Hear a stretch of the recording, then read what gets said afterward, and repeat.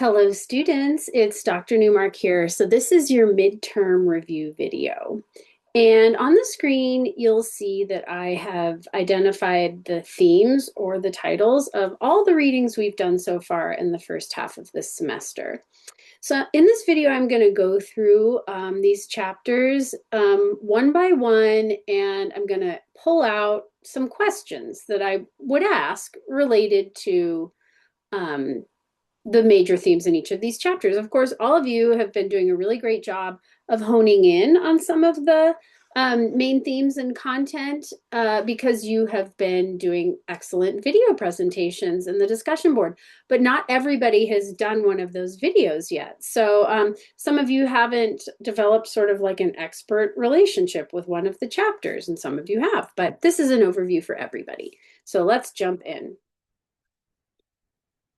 Okay, so the themes of the chapters that I showed on the previous slide attend to the basic, like, elemental features of working in the field of technical communication.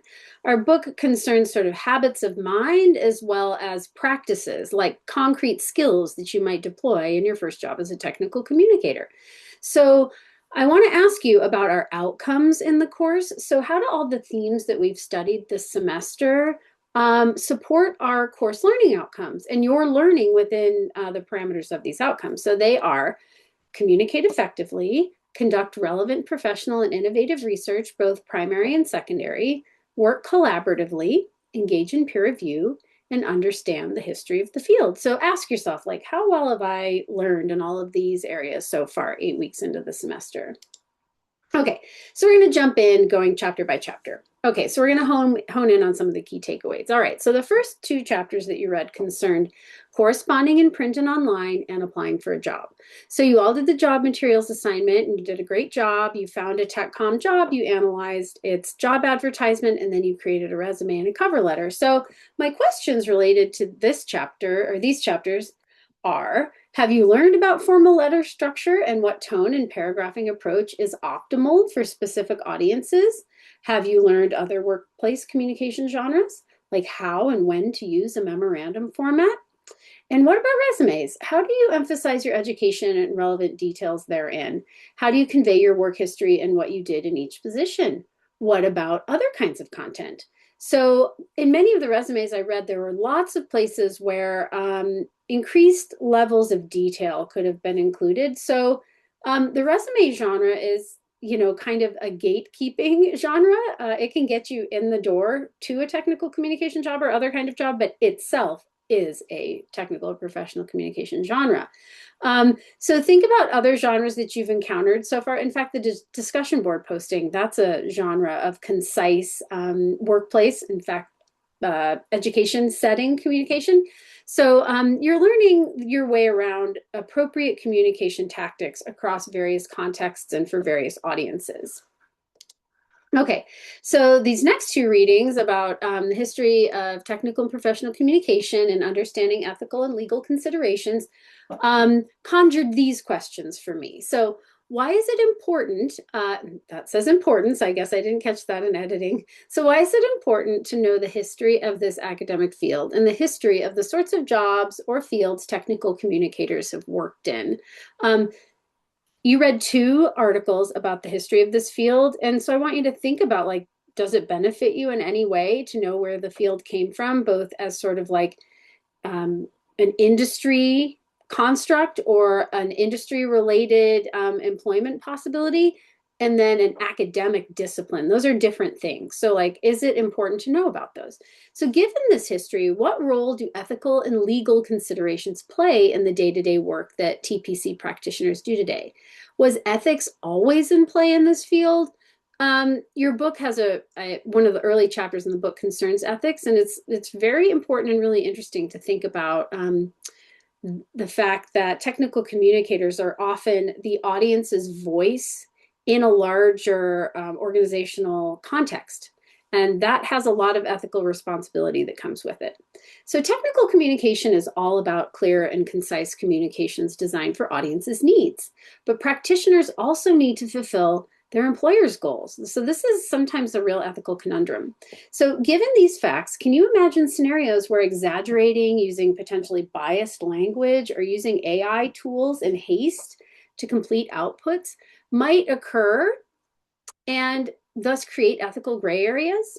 So what are analogous situations throughout TPC history? So obviously AI hasn't been a tool that technical communicators have used for the last 100 years, but as the history article showed you, people have been writing documentation for technical products and innovations for a very, very long time. So AI is not the only innovation that has created these ethical crises potentially. So think about how communication ethics has informed sort of other considerations that professional communicators have been tasked to consider. Okay, so writing technical documents and writing collaboratively, those chapters made me ask these questions. So not even considering all of the kinds of technical documents there are. I mean, there are so many kinds of technical documents.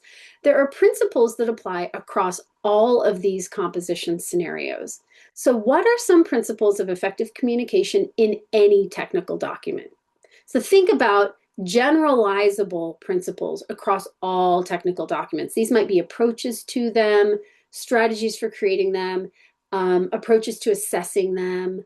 So here's one. So you need to first analyze what. This is like a fill in the blank. If you're writing any technical document, what do you first need to analyze? Okay, my next question for these chapters is, if a big part of writing technical documents is engaging in a writing process, another big part is that technical documents are often not composed by one person alone.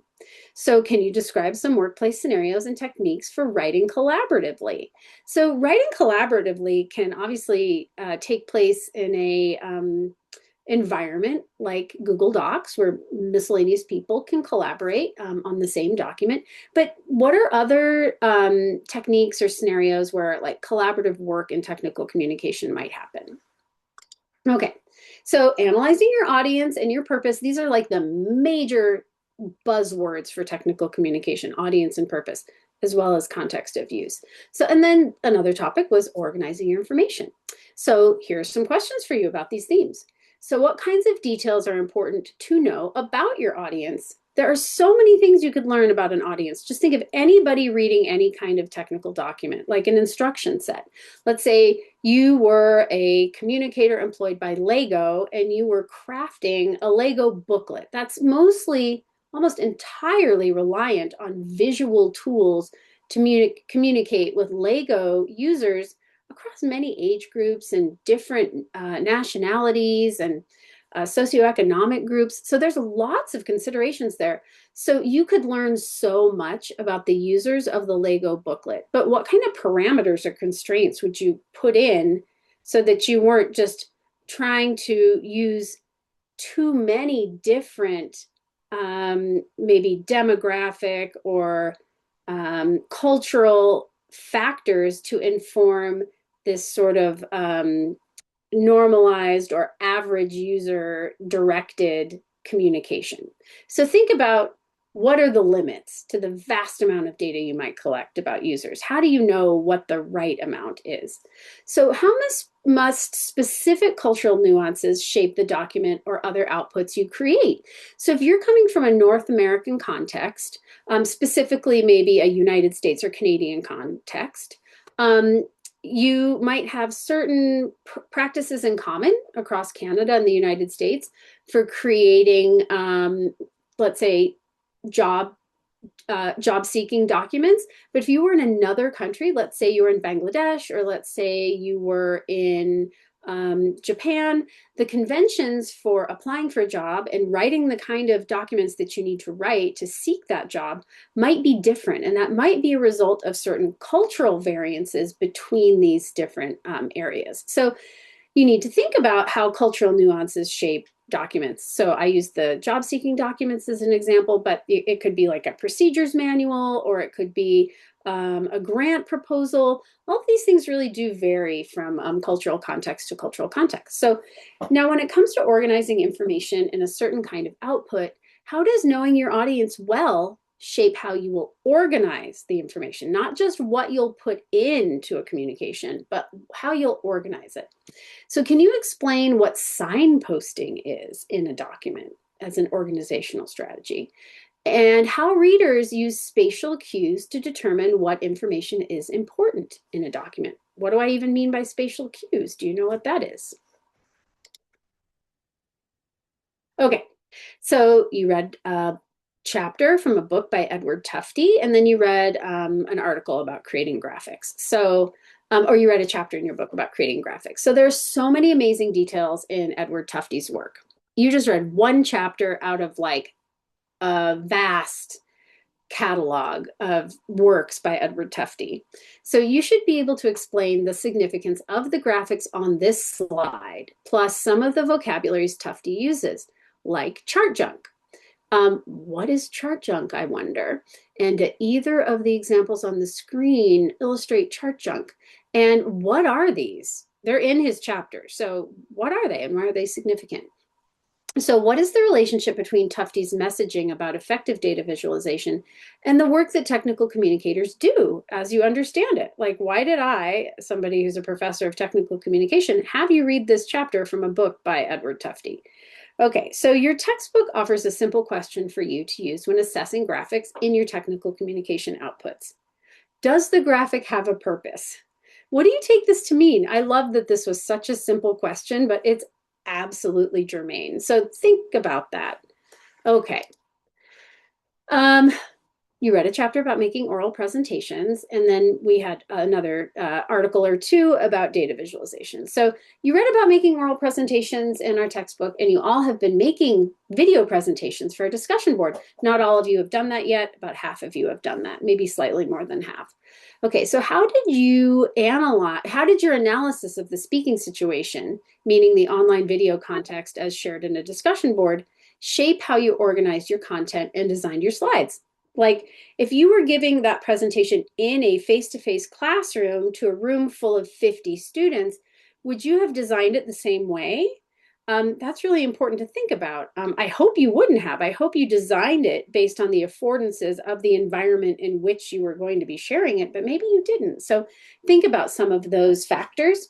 And then Hofer Potala notes that a push towards ethical data visualization is evident in technical and professional communication in recent years. So how does this concern with ethics in data visualization connect to other ethical concerns in the field in areas that do not explicitly concern the visualization of data? Okay, that's my last question. I think that's a really big question. So by listening to this slide presentation, you've gotten a review of many of the key themes we've studied this term. Key themes that resonate throughout the present day field of technical and professional communication, which is what this class is all about. Giving you background knowledge, historical knowledge, and applied terminologies and concepts relative to the field of technical and professional communication. So on that note, that is the end of our midterm overview, or sort of main themes from the first 8 weeks video. So I hope this was helpful to you to help you synthesize a lot of information that we've covered so far. Have a great spring break.